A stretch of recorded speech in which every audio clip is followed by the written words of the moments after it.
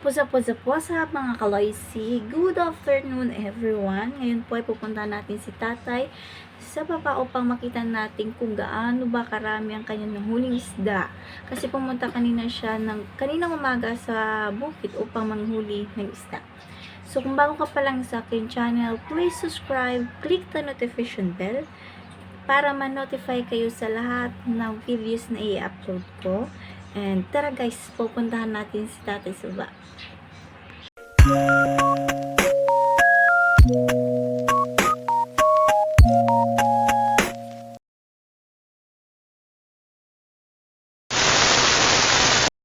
Ga, marami ka bang nahuli?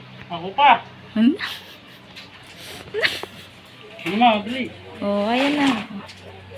Ang buhay probinsya. Hala. Hala. Na. Gadunala niya. Dami kong nahuli.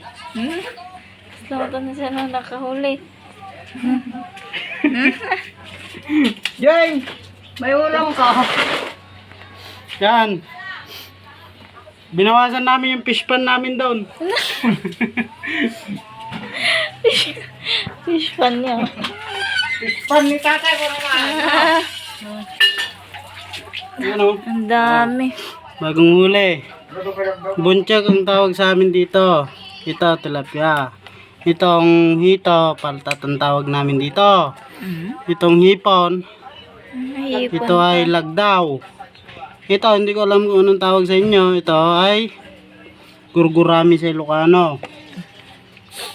Kohol. Bisukol yan.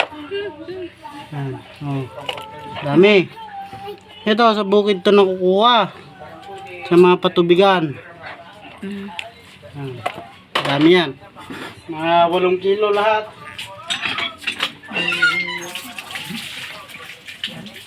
Siya daw ang kumuha. Kabano. Saan mo ba naman? Nabanlog daw si... Kaslamatan na...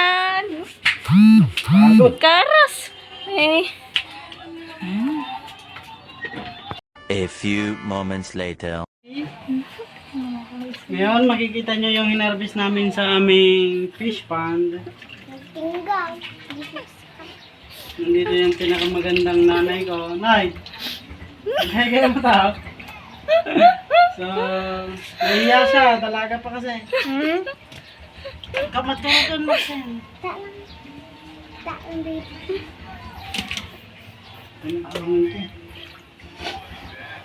Yan o. Hipon. Dapat makita ba? Kasi kayo gawin mga ikaw.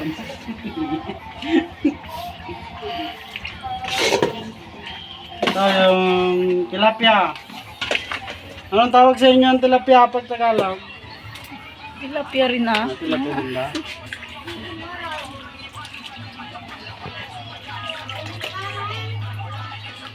Ano?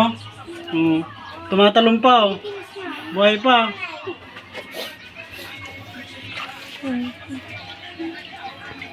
Ang tawag sa amin dito, holko.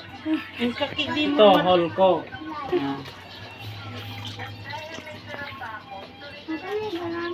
Yun, ibibenta namin. Ito, kikilagbanin ng nanay ko.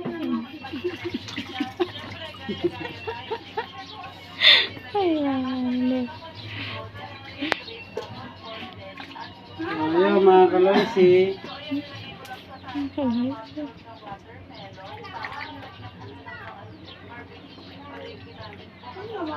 Pakita mo yung aquarium natin.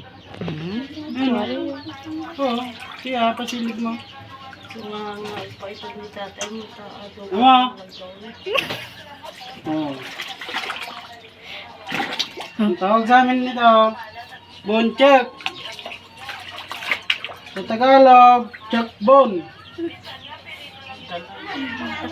Dalag yan, dalag.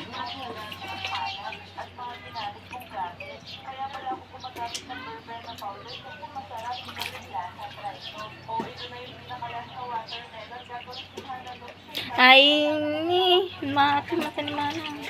Ito, kinain. Kinain na ng bisokol.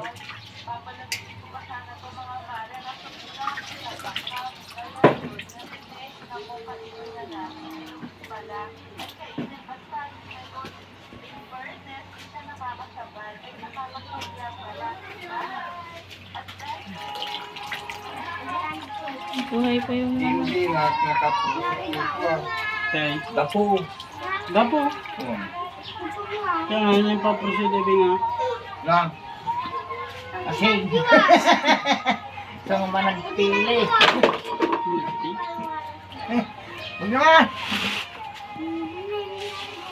Hindi na sursuruan ka nga, kamay. Nasik nagkamay na na-clean up de bongbong chok. Nala, di diskarte yun. Pero, No, isang araw daw, akti parbangon. Muyong, paano magkarkarasan? kaya ka lang nga pa nung sa kanan may dubling pa matulog. Yan na. Sige ha, nagmeturo ko habang debiyahe. Pero ba, bigyan mo nga rin yun eh. Ito po yung mga isda na nahuli ni tatay na kinuha niya po sa bukid. Mayroong tilapia, tsaka hito, at tsaka maliliit na isda.